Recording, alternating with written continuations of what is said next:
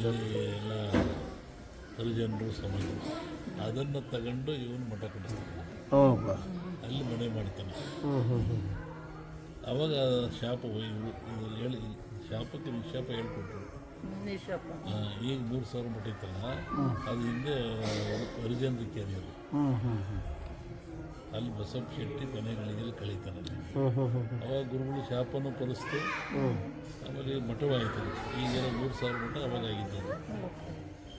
ಅಲ್ಲಿ ಮಾಡ್ಬೇಕಾದ್ರೆ ಲಕ್ಷ್ಮೀಕಂಬ ಮುರ್ಕೊಂಬಿದ್ಬಿಡ್ತಂತ ಓಪನ್ ಮಾಡ್ಬೇಕು. ಎದುರು ಅಂತ ಲಕ್ಷ್ಮೀ ಕಂಬ ಧ್ವಜ ಎದುರು ಅಂತ ಇವರು ಸಿದ್ದಸ್ವಾಮಿ ಲಕ್ಷ್ಮೀ ಕಾಮಕ್ಕೆ ಬಿದ್ದರ ಕಣ ಹೋಗ ಅಲ್ಲೇ ನೋಡ್ತಾರೆ. ಸಂಪತ್ ಪರಿಚಯ ಹುಬ್ಬಳ್ಳಿ ಆ ಪರಂಪರೆಗಳೆಲ್ಲ ಆ ಪರಂಪರೆ ಬರೋದು. ಅವರು ಮಹಾ ದೊಡ್ಡ ತಪಸ್ಸು. ನಮ್ಮ ಹತ್ರ ಬುಕ್ಕಿತ್ತು, ಈಗಿನ ಸ್ವಾಮಿ ಕೊಟ್ಟು ಈಗ ನೋಡ್ಕೊಳಪ್ಪ ಪ್ರಿಂಟ್ ಮಾಡಿಸೋದಲ್ಲ. ಈಗ ಕೊಟ್ಟು ನಿರಂಜನ ರತ್ನಾಕರ ಅಂತ 2ನೇ ಭಾಗದಲ್ಲಿ ಬರುತ್ತೆ. ಬುಕ್ಕೆ ಬಂದಿದ್ದು ಹೆಂಗೇನಾದ್ರು ಏನು ಹೋರಾಟ ಮಾಡಿದ್ರು, ಗುಂಪುಗಳಾದೆಲ್ಲ ಅದು ಬರುತ್ತೆ. ಅದು ದೊಡ್ಡ ಸ್ವಾಮಿಗಳು ಒಳ್ಳೆ ಕಟ್ಟ ಆಚಾರವಂತರು. ಮಲ್ನಾಡು ಇಬ್ಬರೇ ಮಲ್ನಾಡ ಮೂಡರು ಇವರಿಬ್ಬರು ಒಳ್ಳೆ ಆಚಾರದಲ್ಲಿ ಭಕ್ತಿ ಮನೆಯಲ್ಲಿ ಒಳ್ಳೆಯ ಹೆಸರು. ಕೊನೆ ಪಾಪ ಅವ್ರಿಗೂ ಕಾಡಿರೋದು.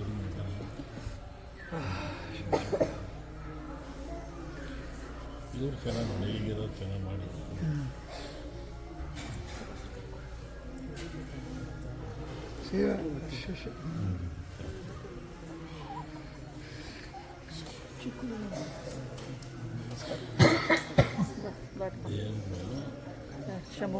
ರೂಪದಲ್ಲೇ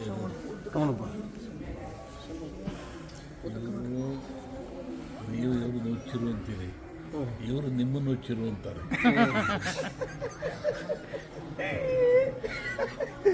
ಏನಪ್ಪ ಏನೇನೋ ಮಾಡ್ತಾರೆ ಸ್ವಾಮಿ, ನಾವು ಹುಚ್ಚಿರು. ಇವರು ನೀವು ಹುಚ್ಚಿರು, ನೀವೆಲ್ಲ ಹುಚ್ಚಿರು ಹಂಗೆ.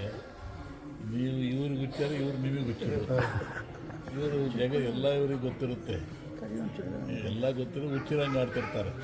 ಹೇಳಲ್ಲ ಹುಚ್ಚಿರಂಗಾಡಿಗೆ ಪರಮಾತ್ಮನ ಧ್ಯಾನ ಇರ್ತಾರೆ. ಇವ್ರು ಎಲ್ಲ ಜಗದ ಏನು ನಡೆಯುತ್ತೆ ಎಲ್ಲ ಗೊತ್ತಿರುತ್ತೆ ಇವ್ರಿಗೆ. ಇವರು ಹೇಳಲ್ಲ. ಅದಕ್ಕೆ ಹಿಂದೆ ಈ ಬಗ್ಗೆ ಕುಡಿಸೋರು ಸನ್ಯಾಸಿಗಳಿಗೆ ಗಾಂಜಾ, ಸತ್ಯ ಹೇಳಿ ಅಂತ. ಇವಾಗ ಇಂಥವ್ರಿಗೆ ಪ್ರತಿಯೊಂದು ಗೊತ್ತಿದ್ದಂಗೆ ಇರ್ತಾರೆ. ಅದು ಅವರೊಂದು ನೇಮ ಈ ತಗೊಂಡು ನಾವು ನೇಮ್ ಮಾಡೋಣ, ಇವ್ರು ಕಟ್ಕೊಂಡು ಮಾಡ್ಕೊಂಡಿದ್ದೀವಿ. ಅದಕ್ಕಿಂತ ರಾಜರು ಮಹಾರಾಜರು ನಿಮ್ಮಂಥ ಶ್ರೀಮಂತರು ಅವರಿಗೆ ಬಂಗಿ ಕೊಟ್ಟು ಬಂಗಿ ಕುಡಿಸೋದು. ಆವಾಗ ಅದು ಕೇಳೋದು ಏನಾಯ್ತು, 7 ಸತಿ ಹೇಳ್ಬಿಡೋ ಅವಾಗಲ್ಲ. ಆ ಬಂಗಿ ವ್ಯವಸ್ಥೆ ಅವನಿಂದಲೇ ಬಂದಿದೆ. ಸಾಧು ಅವರು ಆವಾಗಿನಿಂದಲೇ ಇವ್ರದ್ದು ಇಂಥ ಮನಸ್ಸನ್ನು ಕೆಳಗೆ ಅದನ್ನು ಕುಡಿಸ್ತಾರೆ. ಅವ್ರು ಬಂಗಿ ಕುಡಿಯೋದ್ರಿಂದ ಅವ್ರಿಗೆ ಏಕಾಗ್ರತೆ, ಮನಸ್ಸು ಚಂಚಲ ಆಗಲ್ಲ, ಏಕಾಗ್ರತೆ ಬರುತ್ತೆ. ಅವರು ಮತ್ತೆ ಧ್ಯಾನದಲ್ಲಿ ಹೋಗ್ಬಿಡ್ತಾರೆ. ಅವರು ಈ ಲೌಕಿಕವನ್ನು ಬಿಟ್ಟು ಧ್ಯಾನದಲ್ಲಿ ಹೋಗ್ಬಿಡ್ತಾರೆ. ಆ ಟೈಮಲ್ಲಿ ಸತ್ಯ ಹೇಳ್ತಾರೆ. ಕರೆಕ್ಟ್. ಅದಕ್ಕೆ ಈ ಸಿದ್ಧರುಗಳು ಎಲ್ಲ ಬಂಗಿ ಸಿದ್ಧಾಟಿಗೆ ಮುಂದೆಲ್ಲ ಅದು ಸತ್ಯ ಹೇಳಿ. ಮತ್ತು ಅವ್ರಿಗೆ ಇನ್ನೊಂದು ಅವ್ರಿಗೆ ಅದು ಬೇಕಾಗಿರುತ್ತೆ. ಅವ್ರ ಅಡುಗೆ ಇರ್ತಾರೆ, ಧ್ಯಾನ ಮಾಡೋರಿಗೆ ಜಗತ್ತೇ ಅವ್ರಿಗಿರುತ್ತೆ. ಅವ್ರ ಮನಸ್ಸು ಬೇರೆ ಕಡೆ ಕಲ್ಪನೆ ಹೋಗಬಾರ್ದು. ಈಗ ಅದು ದುರ್ವ್ಯವಹಾರ ಆಗ್ತಾ ಇದೆ. ನಿಜವಾದ ಇಲ್ಲ. ಒಂದ್ಸತಿ ಇಂದಿರಾ ಗಾಂಧಿ ಅವರು ನಾನು ದೇವರಾಜ ಒಂದು ಗಿಡಗುಂಚಿ ಬೇಕಾಗಿತ್ತು. ಕತ್ತೆಗಿವಿ ಸಹದೇವಿ ಮತ್ತೆತ್ತು ನಾಲಿಗೆ ಉತ್ತರಾಣಿ ಬೆರಸ ತಿಲಕವಿಡಿ ಲೋಕ ತನ್ನತ್ತ ಸಾರೈತಿ.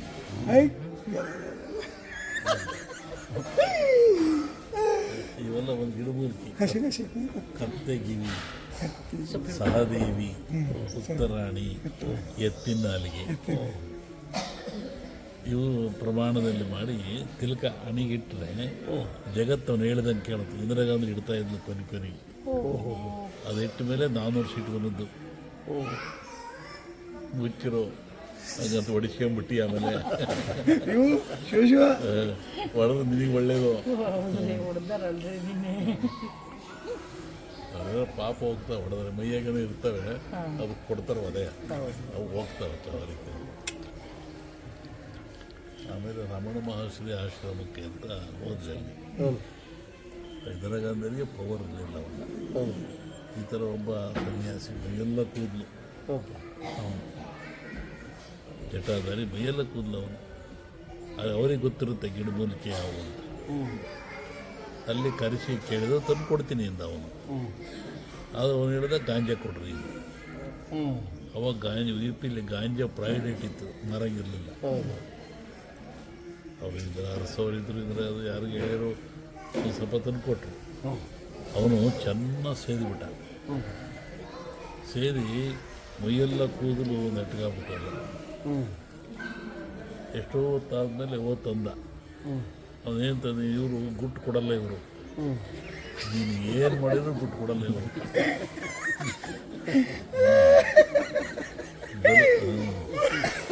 ಬಲು ವಿಶ್ವಾಸ ಬುಟ್ಟೆ ಕೈ ಹಾಕ್ಬೇಡ ಅಂದಂಗೆ.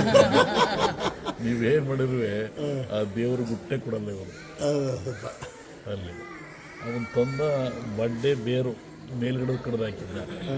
ಎಷ್ಟು ಬೇಕಷ್ಟು ತಂದ. ಇದೇ ಅಂತ ಹೆಂಗೆ ಗೊತ್ತು ಅಂತ.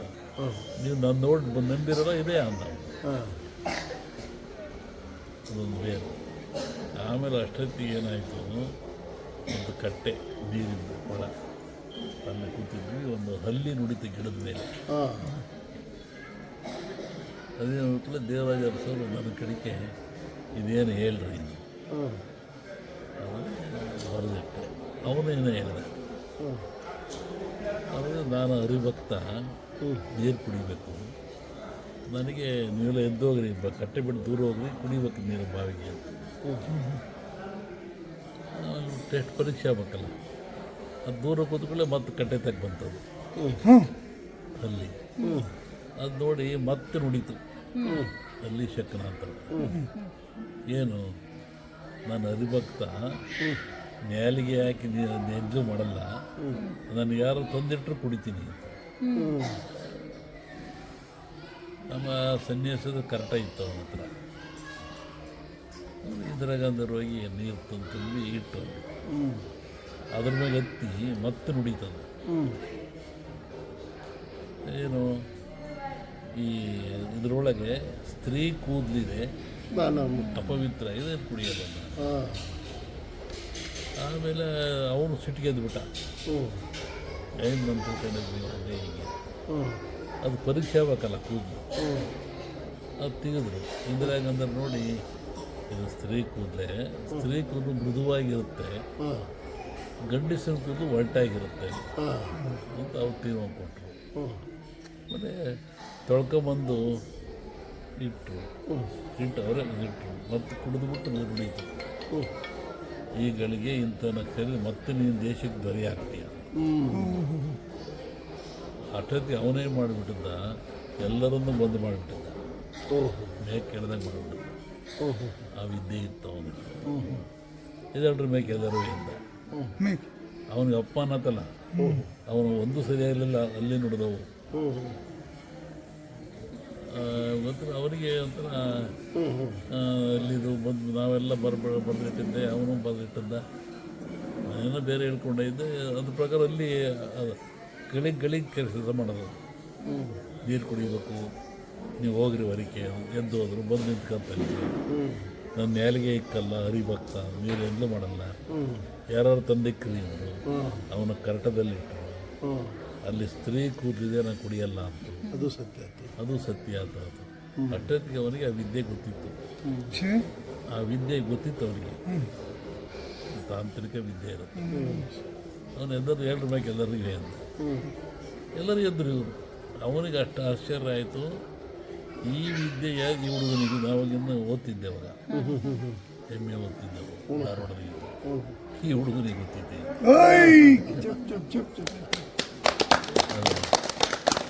ಅವಾಗ ಅವನು ನನಗೆ ಕೈ ಹಿಡ್ಕೊಂಡು ಅಷ್ಟೊತ್ತಿಗೆ ಆ ವಿದ್ಯೆ ಇರುತ್ತಲ್ಲ, ನಾನು ನೀನು ಹೊಡೆದೆ ಅವನಿಗೆ. ರಕ್ತ ಬಂತು ಅಲ್ಲಿ. ಆ ವಿದ್ಯೆ ಅಲ್ಲಿ ಬಾಯಿನಾಗೆ ಇರೋದು. ರಕ್ತ ಬಂದ ಕಡೆ ವಿದ್ಯೆ ಹೋಯ್ತಲ್ಲ, ಅಂದರೆ ಆ ಟೈಮ್ಗೆ ಹೋಯ್ತು. ಆಮೇಲೆ ನನಗೆ ಕರೆದ, ಬಾ ನಾನು ಬಂಗಾರ ಮಾಡೋದು ಹೇಳ್ಕೊಡ್ತೀನಿ. ಇವರಿಗೆಲ್ಲ ಗೊತ್ತಿರುತ್ತದು ಅವೆಲ್ಲ. ಅವರು ಹಿಂಗೆ ನೋಡ್ತಾ ನಿಂತ್ಕೊಂಡ್ಬಿಟ್ಟು ಸೂರ್ಯನೇ ಕಣ್ಮುಚ್ಚೆ ನೋಡೋದು, ಎಷ್ಟೊತ್ತರ ಹಿಂಗೆ ನೋಡೋದು. ಅಂಥದ್ದು ಗಿಡಮೂಲಿಕೆ ಇದನ್ನು ಹಾಕಿ ಒಂದು ಬಂಗಾರ ಮಾಡ್ತಾರೆ. ಹಿಂಗೆ ಸೂರ್ಯ ಹಿಡಿತಾರೆ. ಇವು ಒಂದು ಒರಿಜಿನಲ್ ಬಂಗಾರ ಮೃದುವಾಗಿರುತ್ತೆ, ತಾಮ್ರ ಸೇರಿದಷ್ಟೇ ಅದು ಬಂಗಾರ ಆಗೋದು. ಬಂಗಾರ ಮುಟ್ಟು ಟಂಟ ಮಾಡ್ತೀವಲ್ಲ ಹಂಗಿರುತ್ತೆ. ಇದು ಈಗ ಬರೋದು ಅಷ್ಟೇ, ಅದಕ್ಕೆ ಕೆಮಿಕಲ್ ಹಾಕಿದರೆ ಒರಿಜಿನಲ್ ಬಂಗಾರ ಆಗೋದು. ನಿಮ್ಗೆ ಹೇಳ್ಕೊಡ್ತೀನಿ ಬಾ ಅಂದ. ಬ್ಯಾಗಣಪ್ಪ ನಿಮ್ಮ ಸವಾಲು. ಹಾಗೆ ಈ ಸಾಧುಗಳಿಗೆ ಜಗತ್ತಿನ ಎಲ್ಲ ವಿದ್ಯೆ ಗೊತ್ತಿರುತ್ತೆ, ಗೊತ್ತಿದ್ದಂಗೆ ಇರ್ತಾರೆ ಅಷ್ಟೇ, ಬಾಯಿ ಬಿಡಲ್ಲ. ಕೆಲವು ಶಿಷ್ಯರಿಗೆ ಹೇಳಿ ಕೊಡಲ್ಲ, ಇನ್ನೊಂದು ಶಿಷ್ಯನೂ ಬೆಳೆಸಲ್ಲ. ಇವರು ಹಂಗೆ ಕೆಲಸ ಮಾಡ್ಕೊಂತಿರ್ತಾರೆ. ಕೊನೆಗೆ ಒಂದಿನ ಏನೋ ಒಂದು ಹೇಳ್ಕೊಡ್ತಾರೆ, ಗಿಡ ಬರೆದಿಕ್ತಾರೆ, ಎಲ್ಲಿನೆಲ್ಲ ಬರೆದು ಎಲ್ಲ ಆಶೀರ್ವಾದ ಮಾಡಿಬಿಡ್ತಾರೆ ನನ್ನ ಕೈ ಇಟ್ಟು. ಹಾಗೆ ಇವರು ಹುಚ್ಚಿರಲ್ಲ, ಇವರು ನಿಜವಾಗಿ ಎಲ್ಲ ಜ್ಞಾನ ಗೊತ್ತು, ಬ್ರಹ್ಮಜ್ಞಾನ ಗೊತ್ತಿರುತ್ತೆ. ಅವ್ರ ಪೈಕಿ ಇವರು ಒಬ್ಬರು, ನಾನು ನೋಡಿದ ಪೈಕಿ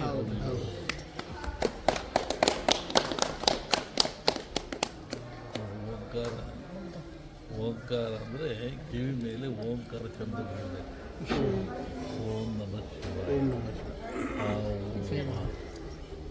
ಆ ಓಂ ಅಂದರೆ ಓಂ ವಿಧಿ ಅಂತ ಕರೀತಾರೆ. ವಿಧಿ ಬರದ ಬರವ ಅಳಿಸಲು ಹರಿಹರ ವಿರಿಂಚಾದ್ಯರಿಗೆ ಸಾಧ್ಯವಿದೆ. ವಿಷ್ಣು ಬ್ರಹ್ಮ ಶಿವ ಅವ್ರಿಗೇನು ಸಾಧ್ಯವಾದ ಯಾವುದನ್ನು ವಿಧಿ ಅಂತ. ವಿಧಿ ಕಾಡುತ್ತೆ ಅಂತ ಏನು ಕಾಡುತ್ತಪ್ಪ ವಿಧಿ ಅಂತ. ಆ ವಿಧಿ ತ್ರಿಮೂರ್ತಿಗಳಿಗೂ ಮೀರಿದ್ದದು, ಅವರನ್ನು ಕಾಡುತ್ತೆ. ಬ್ರಹ್ಮ ಕಪಾಲ ಭಿಕ್ಷೆ ಬೇಡ್ತೀವಿ, ಬ್ರಹ್ಮ ವಿಷ್ಣುವನ್ನು ಹಂದಿಯಾಗಿ ಹುಟ್ಟಿಸ್ತದೆ. ಶಿವನಿಗೆ ಹೆಂಡತಿ ಕಳಿಸಿ ಅವನು ಭಿಕ್ಷೆ ಎತ್ತಿದ, ಬ್ರಹ್ಮ ಕಪಾಲ ಹಿಡಿದು ಶಿವ. ಈ ವಿಧಿ ಯಾವುದಪ್ಪ ಅಂದರೆ ಓಂ. ಓಂ ಅಂತೀವಲ್ಲ, ಅದು ವಿಧಿ. ಅದು ಕಿವಿ ಒಂದಿದ್ರೆ ವಿಧಿಯನ್ನು ಗೆದ್ದಷ್ಟೇ ಪುಣ್ಯ ಬರುತ್ತೆ. ಆಮೇಲೆ ನಾಮ ಶಿವ ಅಕ್ಷರ ಓಂ ನಮಃ ಶಿವಾಯ ನಕಾರ ಮಕಾರ ಶಿಕಾರ ಶಿಕಾರ ವಕಾರ ಯಕಾರ ಶಿ ವಾ ಯ ಶಿ ವಾ ಯ ಶಿ ಅನ್ಬೇಕಾದ್ರೆ ಹೆಂಗಲ್ಲಿ ಈ ಶಿವಾಯನ ಮಾತು ನೋಡ್ರಿ. ಶಿ ಅಂದ್ರೆ ಎಲ್ಲಿಂದ ಬರೋದು ಶಬ್ದ? ಎಲ್ಲಿಂದ ಬರೋದು? ಶಿ ವಾ ವಾ ಒಳಗಿನ ಪಾಪ ಹೊರಗೆ ಶಿಕಾರದಲ್ಲಿ ವಾ ಮುಚ್ಚುತ್ತೆ, ಒಳಗೆ ಬಿಡೋದಿಲ್ಲ. ಯಾ ಎಲ್ಲವೂ ಅಲ್ಲಿದೆ. ಶಿಕಾರ ಮಕಾರ ಯಕಾರ. ಓಂ ಅದು ವಿಧಿ. ಓಂಗೆ ಆ ಓಂ ಮಾ 3 ಅಕ್ಷರ ಕೂಡಿ ಓಂಕಾರ. ಆ ಅರ್ಥ ಬೇರೆ, ಮಾ ಅಕ್ಷರ ಬರುತ್ತೆ. ಆ ಓ ಮಾ ಬೇರೆ, ಇವು ಈ ಅಕ್ಷರಗಳು ಬೇರೆ, ಇವು ವಿಧಿ ಅಕ್ಷರಗಳಿವೆ. ಈ ಓಂ ನಮಃ ಶಿವಾಯ ನಕಾರ ಮಕಾರ ಅಂತವರಿಗೆ. ಅದಕ್ಕಾಗಿ ಇವು ಕಿವಿ ಮೇಲೆ ಬೀಳ್ತಾ ಇದ್ದರೆ ಅದು ಯಾವುದು ಪ್ರಾತಃ ಕಾಲ.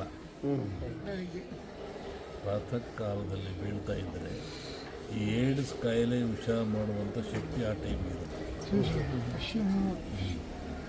ಆ ಪ್ರಕಾರ ಆ ಸೂರ್ಯ ಕೆಂಪಿಗಿರ್ತಾನಲ್ಲ, ಅಲ್ಲಿ ಉತ್ಪತ್ತಿ ಅನಿಲ, ಒಂದು ಗಾಳಿ ಉತ್ಪತ್ತಿ ಆಗ್ತದೆ. ಆ ಉತ್ಪತ್ತಿ ಆದಾಗ ಈ ಕರ್ಣದ ಮೇಲೆ ಬೀಳಬೇಕು. ಕಿವಿ, ಕರ್ಣ, ಕಿವಿ, ಕಣ್ಣು, ಮೂಗು, ನಾಲಿಗೆ ಇವು ಬರ್ತವೆ. ಅವು ಬಿದ್ದಾದಾಗ ಅವನಿಗೆ ಪಾಪ ದೂರ ಆಗ್ತಾನೆ ಮನುಷ್ಯ. ಅದಕ್ಕೆ ಓಂಕಾರ ಮಾಡಿದವಲ್ಲ ಅದೇ ಅರ್ಥ. ಓಂ ನಮಃ ಶಿವಾಯ ಬೆಳಗ್ಗೆ ಹೇಳೋದು. ಬೆಳಿಗ್ಗೆ ಹೇಳೋದು. 5 ಗಂಟೆ ಹೊಕ್ಕತ್ಲಿ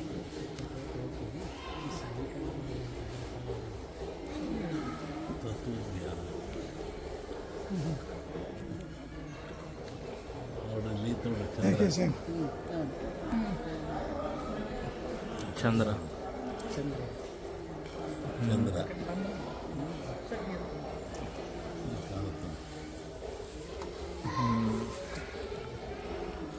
ಚಂದ್ರ ಐತ್ರಿ. ಚಂದ್ರ ಶಿವನ ಮೇಲೆ ಚಂದ್ರ ಇರ್ತಾರೆ. ಕಿರೀಟ 10 ವರ್ಷದಿಂದ ಹೇಳ್ತಿದ್ರು. ಏನು ವಜ್ರದ ಬರ್ತೈತೆ ಅಂತ ಯಾರು ವಜ್ರದ ಕಿರೀಟ ಬರ್ತೈತೆ ಅಂತ ಹೇಳಿದ್ರು. 2 ವರ್ಷದಿಂದ ಹೇಳಿದ್ರು. 23 ವಜ್ರ ಕಲ್ಲನ್ನು ಕರೆಯುವುದು. ಕಲ್ಲು ದೊಡ್ಡ ಬಂಡೆಗಳು ಕರೆಯುವಂಥದ್ದು ಯಾವುದೂ ವಜ್ರದಲ್ಲೇ ಕರೆಯೋದು. ಪಾಪ ಪಂಕಸ್ಯ ಅಜ್ಞಾನ ಗಿರಿವಜ್ರಾಯ, ಸಕಲ ಪಾಪವನ್ನು ದೂರ ಮಾಡುವಂಥ ಪಾಪ ಅಜ್ಞಾನ ಗಿರಿವಜ್ರಾಯ. ಆ ಗಿರಿವಜ್ರಾಯ ಅಂತ ಎಷ್ಟೋ ಜನ್ಮದ ಪುಣ್ಯ ಫಲದಲ್ಲಿ ಆನೆಯಲ್ಲಿರುತ್ತದೆ. ಆನೆ ಕರೆಯುವಂಥದ್ದು. ಆನಂತರ ಅದು ರೂಪಾಂತರ ಒಂದಾಗ ಹುಟ್ಟಿದಾಗ ಇಂಥರ ಮೇಲೆ ಬರುತ್ತೆ.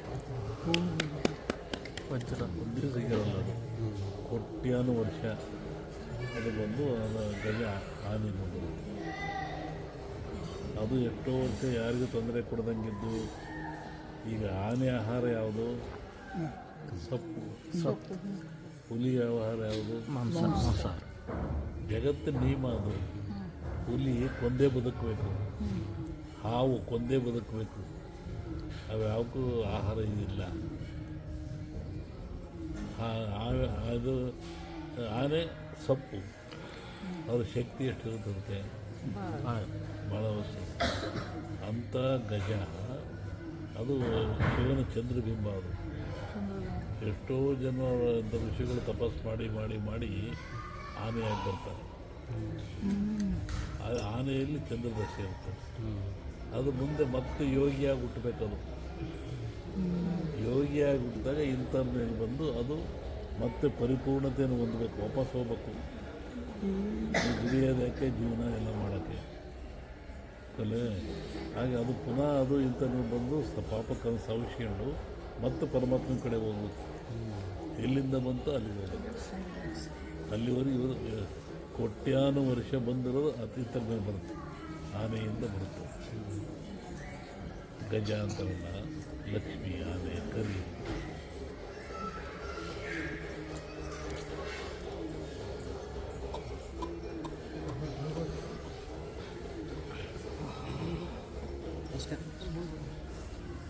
ನಿಮ್ಮ ಹತ್ರ ಇಟ್ಕೊಂಡಿತ್ತು ಇವರು ಒಟ್ಟರು ಕೈ ಸಿಕ್ಕಲ್ಲ. ಅವ್ರಿಗೆ ನಾಡು ಬಿಡಲ್ಲ ಇದನ್ನಷ್ಟೇ. ಅವ್ರು ನೆಜ್ಜೋಗಿರಂಗೆ ಹಾಕ್ಕೊಂಡಿದ್ದಾರೆ, ಹುಚ್ಚಿರಂಗೆ ಅಲ್ಲನ್ನು ಕಟ್ಟಿದ್ದಾರೆ, ಇಲ್ಲನ್ನು ಕಟ್ಟಿದ್ದಾರೆ.